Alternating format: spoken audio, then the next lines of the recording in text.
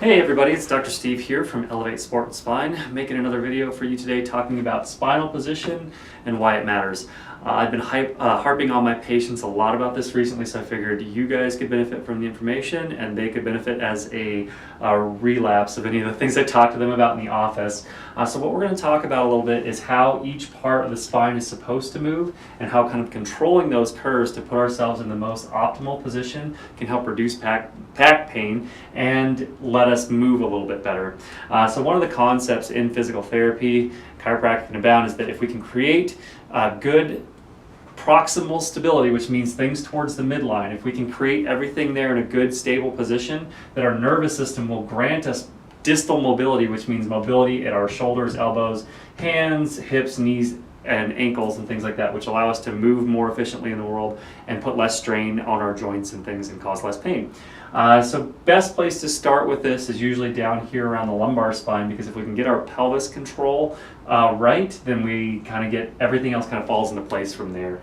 So what we're going to do is just put a couple of lines on here to start with, and that's to give us a frame of reference. We want to see kind of where our rib cage lies, which goes from about the top of the thoracic spine down to the bottom of it. And then we also have where our pelvis lies here. And it's kind of funky shape, so forgive me if I draw this a little weird. So our pelvis kind of sits down here, rib cage there, and in between each of those we have these diaphragms, one up here underneath our ribs that allows us to breathe. And then we have another one down here in our pelvic bowl, which allows us to kind of control bladder and bowel function, sexual function, things like that. And if those two things are not really lined up towards one another, then we decrease the amount of stability that exists kind of in this space with the lumbar spine here. So most of the exercises that I give my patients to improve pelvic position and thoracic position are really to increase lumbar stability, because it does not have the benefit of rib cage in order to provide bony stability through there. So the easiest way to provide more stability in this area is to address pelvic positioning errors and thoracic spine positioning errors. Usually what I tend to see in my office is that people go into what is called an anterior pelvic tilt, and what that means is that the pelvis starts to roll forward here like this.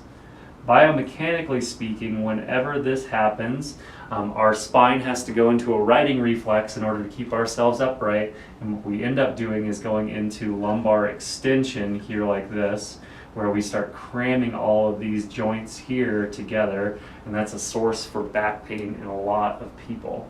The other thing that we need to pay attention to with that is as we come into extension here, now the body has to compensate again and go into spinal flexion again in the thoracic spine, and to make up for that, then we end up having to go into extension up here again to compensate for that.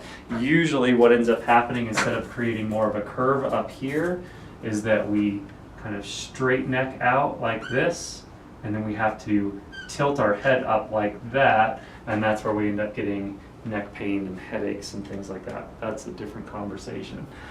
So basically what we want to learn how to do is to use our core muscles to kind of combat this anterior pelvic tilt, to squeeze back and make sure that everything else kind of gets fixed. So what we can do usually to find what our neutral pelvis is, and that's what we're looking for, not too far forward, not too far back, but somewhere kind of right in the middle where this curve is kind of in its most natural state. What we want to think about is bringing this guy back a little bit more here like that, so that it fixes that extension and we start going into slight flexion or more into neutral posture. And what we can do in order to do that is to squeeze our glutes really tough, and I've talked about this in other videos, but if you squeeze your glutes, what that will do is help kind of pull your pelvis in towards your neutral position and give your pelvic diaphragm a pretty good lineup here like this. And then what we can do from there is to bring that rib cage more down here like this, draw it down towards our belly button, and that lines this diaphragm up with the other way and should increase that intra-abdominal pressure that we talked about and create more stability in the lumbar spine. So there's lots of exercises that we can do in order to improve those things. Pelvic tilts being one of them, just learning how to control that kind of back and forth motion that we have through there, and then using abdominal contractions after that to hold it in position as we're doing any of our other exercises and things. Cat-cows are also another good exercise, and I'll demonstrate those in other videos, but today I just really wanted to focus on why this was important. So I hope that makes a lot of sense for you.